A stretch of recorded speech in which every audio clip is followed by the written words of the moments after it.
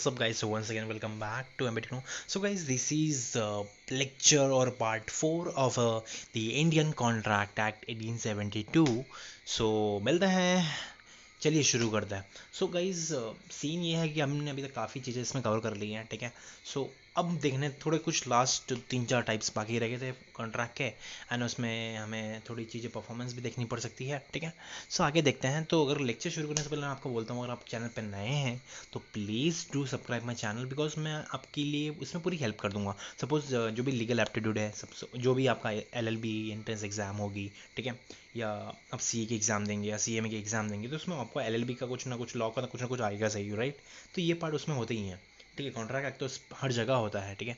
और आपका entrance exam होती है, क्लैट की एग्ज़ाम होगी, MSCT की एग्ज़ाम होगी, तो उसमें ये आपको कॉन्ट्रैक्ट लीगल रीजनिंग में आएगा, ये लीगल एप्टीट्यूड में आपका उसका आएगा ही आएगा, ठीक है.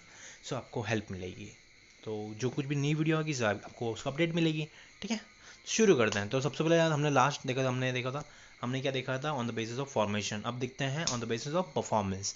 देखो, परफॉर्मेंस में दो ही आते हैं, एग्जीक्यूटेड और एग्जीक्यूटरी, ठीक है. अब एग्जीक्यूटेड क्या बोलते हैं भाई, दोनों पार्टी ने अपने अपने कॉन्ट्रैक्ट परफॉर्म कर दिए, दोनों ने अपनी अपनी रिस्पॉन्सिबिलिटी ड्यूटीज़ परफॉर्म कर दी. मतलब सपोज एक बायर था तो उसको माल मिल गया है और उसने पैसे दे दिए हैं, सेलर था उसने माल सप्लाई कर दिया है एंड उसको पैसे मिल गए हैं, तो यहाँ पर उसका एग्जीक्यूटेड हो गया, ठीक है. अब एग्जीक्यूटरी कॉन्ट्रैक्ट में क्या होता है, executory contract is one where one or both the party to the contract have still to perform their obligation in future.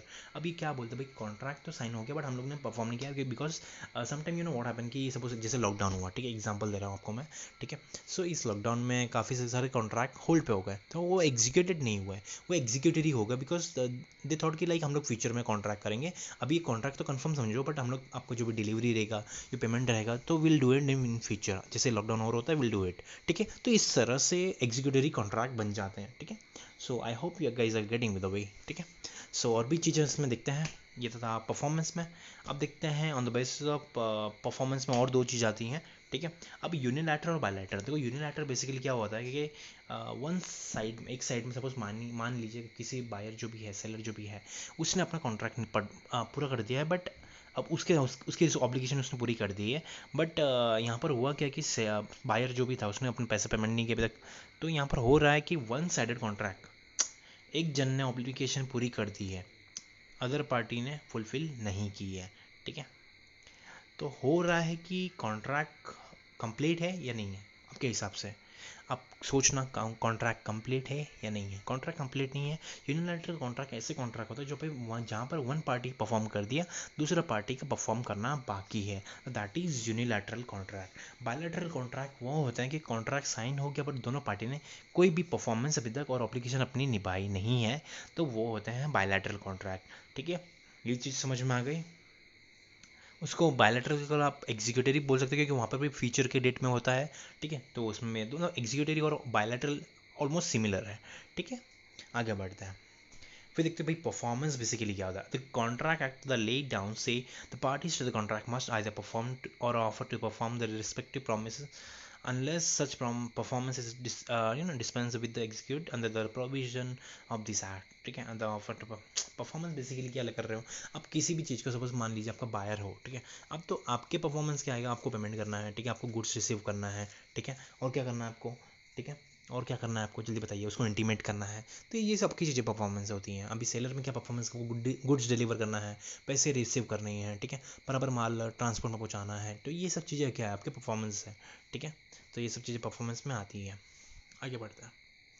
फिर देखो, tender to be legally valid must be fulfil. देखो, कोई भी tender valid कब होगा, जब ये सब कंडीशन फुलफिल करेगा. देखो, अब contract it must be unconditional, सबसे पहला अनकंडीशनल, ठीक है.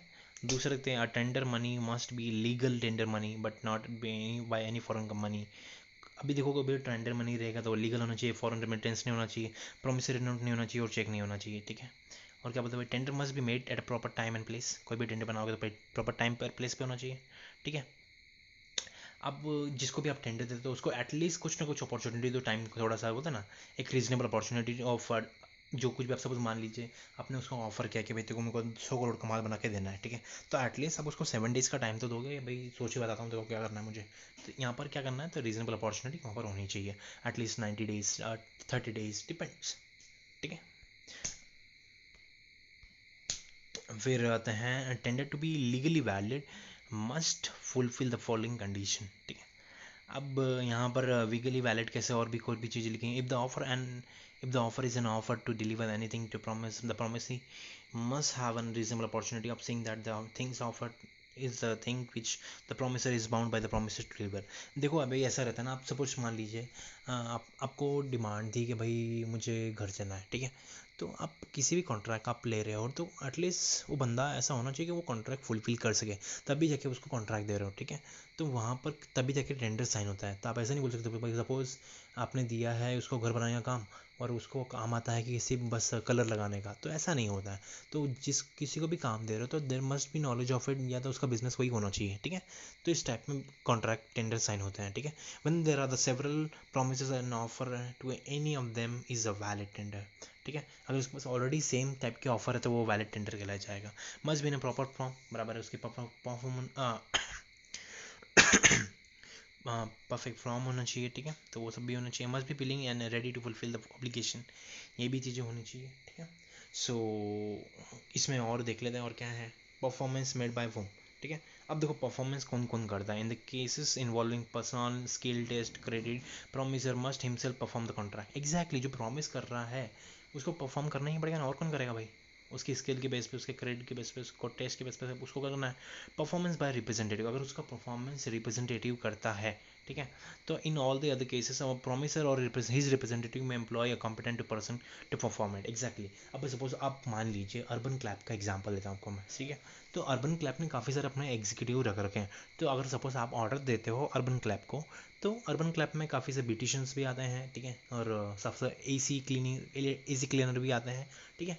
तो होगा क्या कि आपने अर्बन क्लैप को ऑर्डर दिया, ना कि उस असिस्टेंट को, ठीक है। तो असिस्टेंट उसको कमांड देगा कि भाई यहाँ पे जाके देखो क्लीनिंग का काम करना है, ठीक है। तो इस तरह से यहाँ पर ये परफॉर्मेंस होता है। तो आपको पता है कि बंदा काफ़ी एक्सपर्ट है उसमें एसी क्लीनर में, तो इस तरह से उसको वो काम दिया गया है, ठीक है।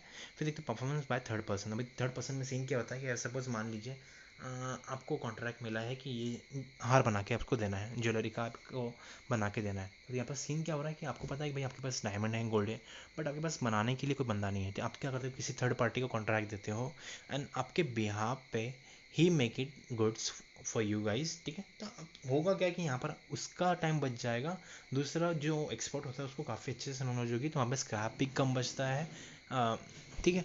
और बोलते हैं टाइम सेव होता है, कॉस्ट सेव होता है। इस कंप्यूटर अगर आप बनाने जाओगे तो आपका टाइम लगेगा, कॉस्ट ज़्यादा लग जाएगा। आपको आइडिया नहीं है तो कॉस्ट ज़्यादा लगने वाला ही है बस ऑब्वियसली, ठीक है। तो ये सब केसेस में performance by made by home, ये तीनों केसेस में चलता है, ठीक है। So I hope you have enjoy this lecture and हम लोग ऐसे ही पार्ट बना बना के कवर करेंगे। देखो एक साथ पढ़ोगे तो आप बहुत सारी चीज़ें आपकी छूट जाएगी, आपकी रह जाएगी, depends, I don't know. But बोलते हैं ना पार्ट बना के पढ़ोगे तो इट विल कवर वोल। तो बहुत बड़ा चैप्टर है यार, छोटा चैप्टर नहीं है, ठीक है। तो हमें एक भी चीज़ इसमें मिस नहीं करनी है, तो पूरी चीज़ें कवर करते करते हम लोग इसमें पूरा कवर करेंगे, ठीक है। सो विल मिलते हैं नेक्स्ट सेशन में। Till then have a great day. Thank you.